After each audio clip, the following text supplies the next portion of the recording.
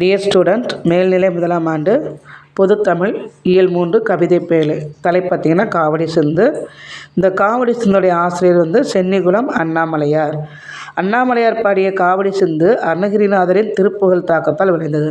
மாணவர்கள் எப்பயுமே நான் சொல்லுவேன், நூல்வெளி பாருங்கப்பா, நூல்வெளி பாருங்கள், அதுலேருந்து ஒரு கொஸ்டின் கேட்பாங்க அப்படி சொல்லிக்கலாம் இல்லையா? ஸோ கவனமாக நீங்கள் கவனிக்கணும்.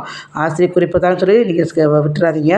ஆசிரியர் குறிப்பு ஒரு மதிப்பெண் வருவதற்கு வாய்ப்பு அதிகமாக இருக்குது. இல்லை எப்படி கேட்கலாம் பார்த்தீங்கன்னா, வண்ண சிந்து பாடியதால், தமிழில் முதலில் வண்ண சிந்து பாடியதால் காவடி சிந்து தந்தை என்று அழைக்கப்பட்டார். ஓகேவா? காவடி சிந்துடைய தந்தை யாருன்னு கேட்கலாம், வண்ண சிந்து பாடியவர் யாருன்னு கேட்கலாம். ஆனால் நீங்கள் கொஞ்சம் நூல்வெளிக்கும் கொஞ்சம் முக்கியத்துவம் கொடுங்க. மாணவர்கள் வீடியோக்கு முன்னாடி வீடியோ சப்ஸ்கிரைப் பண்ணி பாருங்கப்பா. கமெண்ட் பண்ணுங்கள், லைக் பண்ணுங்கள், ஷேர் பண்ணுங்கள். ஓகேவா? உங்களுடைய ஆதரவு கண்டிப்பாக எனக்கு முக்கியம். நீங்கள் சப்ஸ்கிரைப் பண்ண போது நான் அடுத்தடுத்து வீடியோ போடுறதுக்கு எனக்கு ஒரு உற்சாகமாக இருக்கும். சரி, நம்ம பாடல் போகலாமா? காவடி எடுத்தல் அப்படிங்கிறது நமக்கு தெரியும். காவடி எடுக்கிறது, முருகர் கோயில் நிறைய காவடி எடுப்பாங்க. வைகாசி விசாகம், பங்குனி உத்தரம், நிறைய முருகருக்குரிய தேவைகள் எப்போல்லாம் இருக்கோ அப்போல்லாம் என்ன செய்கிறாங்க? காவடி எடுக்கிறாங்க. முருகனாலே அழகு, அது சொல்லவே தேவையில்லை. நமக்கு அவ்வளோ பிடிக்கும். பக்தர்கள் என்ன கேட்டாலும் தயங்காமல் கொடுக்குறவன். ஆனால் சோதிக்கிறதில்ல, நம்மளை அவ்வளோ கஷ்டத்தை கொடுப்பான், நம்மளை அவ்வளோ சோதிப்பான். நீ என்ன பண்ணுற பாருன்னு. ஆனால் நம்ம விடாமல் நம்ம முருகன் மேல் நம்ம பக்தி காட்டும்போது அந்த முருகனே நமக்கு ஒரு பக்தனாக ஆயிடுவான். அப்பேற்பட்ட சிறப்பு முறைய முருகன் நம்ம கேட்குறதெல்லாம் கொடுக்குற முருகனுக்கு நம்ம திருப்பி ஒரு சின்ன உதவி ஒன்றும் இல்லை. நம்ம நான் தன்னை வருத்தி உனக்கு நான் என்னுடைய நேர்த்திக்கிறேன், நான் செலுத்துகிறேன் முருகா. என்ன என்னுடைய தேவைகளை நீ கொடுத்த, உனக்கு நான் உன்னை மறக்கவே மாட்டேன் சொல்லி அந்த முருகன் மேலே அவ்வளோ பக்தி கொண்டு பாடல்கள் பாடுறதான். நமக்கு இந்த பாடல் பகுதியில் பார்த்திங்கன்னா கழுகுமலையை பற்றி கொடுத்துருக்குறாங்க. சரியா? ஸோ காவடி எடுத்தல் என்பது தம்முடைய பண்பாட்டு கூறுகளில் ஒன்று. உலகெங்கும் வாழும் தமிழர்கள் குன்றுதோறும் வீட்டிற்கும் முருகன் கோவில்களில் காவடி எடுத்து ஆடுவது வழக்கமாக உள்ளது. காவடி தூக்கி செல்வோர் அதனை சுமையாக உணராமல் இருக்க பாடியவாறே செய்வதற்கு புலவர்கள் வழிநடைப்பார்கள். காவடி ஒன்றும் ஈஸி கிடையாதுமா. அது மரக்கட்டையில் செஞ்சுருப்பாங்க. அதுவும் ஒரு வெயிட்டான பொருள் தான். அதை நம்ம தோலை சுமந்து நம்ம முருகன் தரையில் உட்காந்துருக்காரு, எதுக்கெடுத்தாலும் கோச்சிட்டு மலை மேலே தானே உட்காந்துருக்கிறாரு. பழனி மலை, சுவாமி மலை, திருத்தணி, திருச்செந்தூர்லாம் உங்களுக்கு கடல் பிரதேசம், திருப்பரங்குன்றம், மருதமலை, எல்லாமே சார் எங்கே இருப்பார்? மலை மேலே தான் உட்காந்துருப்பார். அப்போ பக்தர்கள் எங்கேருந்து கீழேருந்து மேலே போய் பார்க்க போனால் அவரை. திருவண்ணாமலையெல்லாம் பார்த்திங்கன்னா ஒரு நிறைய படிகள், பழனிலலாம் 1500 படிகள் இருக்குன்னு சொல்லுவாங்க. முன்னெல்லாம் படிகள் மட்டும், படி ஏறி தான் நம்ம போய் சாமி கும்பிடணும். இப்போல்லாம் வசதி மாறிடுச்சு. எல்லாருமே கார்லேயே பஸ்லேயே போகிற அளவுக்கு இப்போ பாதைகள் போட்டாங்க. இருந்தாலும் அந்த முருகனை பார்க்க போகும்போது சும்மா போக முடியாதுல்ல. அந்த காவடி சுமந்துக்கிட்டு அவங்களுடைய அந்த வலியோ அவங்களுக்கு அந்த களைப்பை தெரியாமல் என்ன செய்வாங்களாம்? பாடிக்கிட்டே போவாங்க. ஓகேவா? பால் காவடி, பன்னீர் காவடி, புஷ்ப காவடி, மயில் காவடி அப்படி சொல்லி நினச்சாங்க. பாட்டு பாடிட்டே போகும்போது நமக்கு என்ன செய்யும்?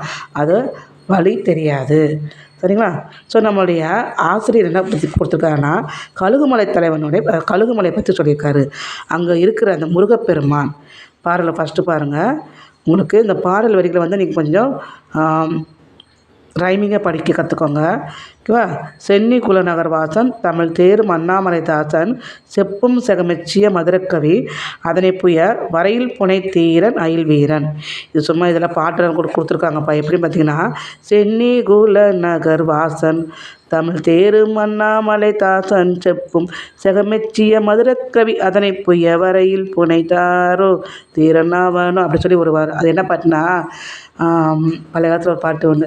நந்தவனத்தில் ஓர் ஆண்டி, அவன் 4 மாசமாக குயவனை வேண்டி கொண்டு வந்தான் ஒரு தோண்டி, அதை கூத்தாடி போட்டுடை தாண்டி அப்படி ஒரு பாட்டு வரும். அந்த பாட்டுடைய சும்மா நமக்கு மார்க் வாங்கணுங்க, அவ்வளோதான்.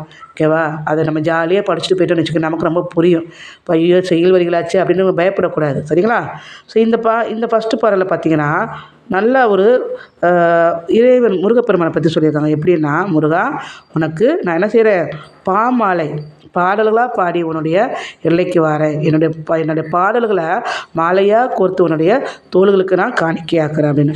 அதுக்கடுத்து பாருங்கள். வண்ண மயில் முருகேசன், வள்ளி பதம்பணி நேசன், உரை வரமே கழுகாசல பதிகா வரம் நன்மை வாதை சொல்வன் மாதோ அப்படி சொல்லி இந்த பாடல் வரிகளை கொடுத்துருக்குறாங்க.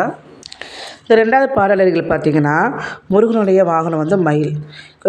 மயில் மீது வீற்றிருக்கும் முருகப்பெருமானே வள்ளி பதம் பணிந்தன. அதாவது முருகப்பெருமான மனைவியை வள்ளியுடைய பாதத்தை பணிந்து அண்ணாமலையாராகிய நான் இந்த பாடலை நான் எழுதுகிறேன் அப்படின்னு கொடுத்துருப்பாங்க. 3வது பாடல் வரிகள் பாருங்கள். கோபுரத்து தங்க தூவி தேவர் கோபுரத்துக்கு அப்பால் மேவி கண்கள் கூச பிரகாசத்தொளி மாசற்று விலாசத்தோடு அப்படின்னு. அந்த கோயில் இருக்குல்ல, அந்த கழுகுமலையில் உள்ள அந்த முருகர் கோயிலுடைய அந்த கோபுரங்கள் எப்படி இருக்குதா, தங்க கலசம். இங்கே வந்து பார்த்திங்கன்னா உம்பர் என்றால் தேவர் என்று அர்த்தம். கோயிலில் உள்ள கலசம் எப்படி கண்ணை கூசுகிற அளவுக்கு அவ்வளவு பிரகாசமாக இருக்குது. அந்த ஒவ்வொரு கோயிலோட கோபுரத்தில் கலசங்களை பார்த்துருப்பீங்க. அதோடைய வெளிச்சம் அப்படியே பார்க்குறவங்க கண்ணெல்லாம் கூசுகிற அளவுக்கு அவ்வளோ அழகான அந்த கோயில் வந்து இருக்குது அப்படின்னு சொல்கிறாங்க. அடுத்த பாடல் பாருங்கள். சன்னதியில் துஜ ஸ்தம்பம் மின்னில் தாவி வருகின்ற கும்பம் என்னும் சலராசியை வடிவார் பல கொடி சூடிய முடிமதிலே. அந்த கோயில் கோபுரம் இருக்குதா விண்ண தொடுற அளவுக்கு. இப்போ அந்த வானத்தில் விண்மீன்கள் இருக்கலாம், அந்த விண்மீன்களை தொடுற அளவுக்கு அந்த கோபுரத்துடைய கோபுரமும் சரி, அதோடைய கொடை சொல்லுவாங்களா முன்னாடி தூண் மாதிரி நீளம் பெருசாக அது அவ்வளோ பெருசாக இருக்குதான், அவ்வளோ உயரத்தில் இருக்குது. அப்போ அந்த மின்மினியே தொடுற அளவுக்கு கோபுரமும் சரி, கோபுரத்துடைய கலசங்களும் சரி, அந்த கொடிமரமும் சரி அவ்வளோ உயரமாக இருக்குது. அவ்வளோ பெருமைக்குரியது இந்த கழுகுமலை அப்படின்ட்டு. உன்னதமாகிய இஞ்சி பொன்னாட்டு உம்ப நகருக்கு மிஞ்சி மிக உயர்வானது பெருளால் அதில் அதிசீதள புயல் சாலவும் அப்படின்னு கொடுத்துருக்காங்க. ஒன்றும் இல்லைம்மா, இதில் பார்த்தீங்கன்னா அந்த கோயிலுடைய மதில் சுவர் இருக்குதுல்ல, நம்ம ஏற்கனவே நம்ம கோயிலை பார்த்தோம். ஆனால் மதில் சுவர் எப்படி இருக்குதா, தேவர் உலகத்தையே தொடுற அளவுக்கு அவ்வளவு பெரிய மதில் சுவர். அந்த இடத்துல அந்த மேகங்கள் அப்படி இருக்கா, குளிர்ந்த மேகமாக. எப்பவுமே அந்த ஒரு மழைக்காலம் போல் அந்த இடம் சில்லு இருக்கு. ஏன்னா முருகன் எங்கே இருப்பார்னா, இயற்கை சூழல் எங்கே அழகாக இருக்கும் அங்கே தான் இருப்பார். முருகன் இருக்கணும் அவ்வளோ அழகாக இருக்கும், பார்க்கவே ஒரு ரம்மியமாக இருக்கும் உங்களுக்கு. அந்த மலைகள், அந்த இயற்கை, அந்த வயக்காடு, தண்ணி, மீன் எல்லாமே பார்க்குறக்கு என்ன செய்யணும், நமக்கு மனசு குளிர்ச்சியாக இருக்கும். அப்பேற்பட்ட குளிர்ச்சி பொருந்திய இடத்துல தான் அந்த முருகனானவன் இருக்கிறான்.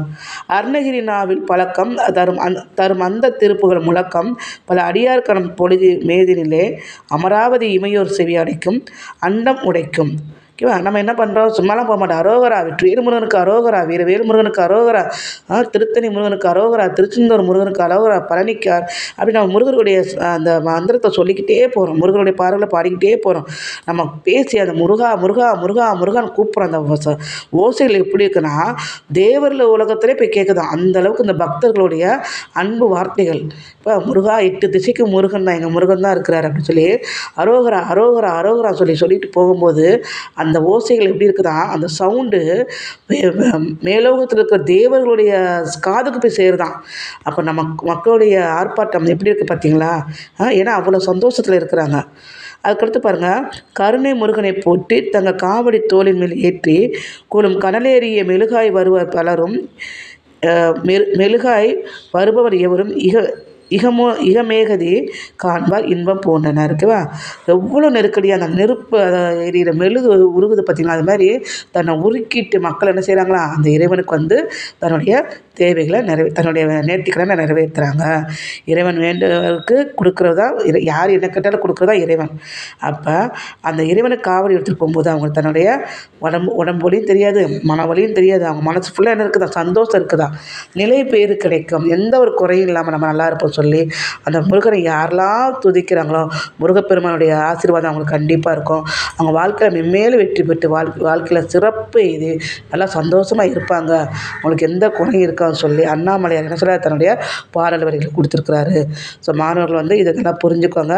இதுலேருந்து நமக்கு கேள்விகள் வரும். காவடி முக்கியமான வினாக்கள் எப்படி கேட்பாங்க பார்த்தீங்கன்னா, காவடி என்றால் என்ன, காவடி சிந்து என்றால் என்ன அப்படின்னு கேட்பாங்க. வழிநடை பாடலாக காவடி சிந்து பற்றி உங்களை கருத்துக்கள் கேட்பாங்க. ஸோ எப்படி கேள்வி கேட்டாலும் நான் திரும்ப சொல்கிறேன், நீங்கள் வீடியோ முழுசாக கேட்டிருந்தாலே நீங்கள் படிக்க வேண்டிய அவசியமே கிடையாது. ஒரு தடவைக்கு 2 தடவை கேட்கும்போது அப்படியே கருத்துக்கள் நம்ம மனசில் பதியும். மாணவர்கள் நீங்கள் சப்ஸ்கிரைப் பண்ணிடுங்க.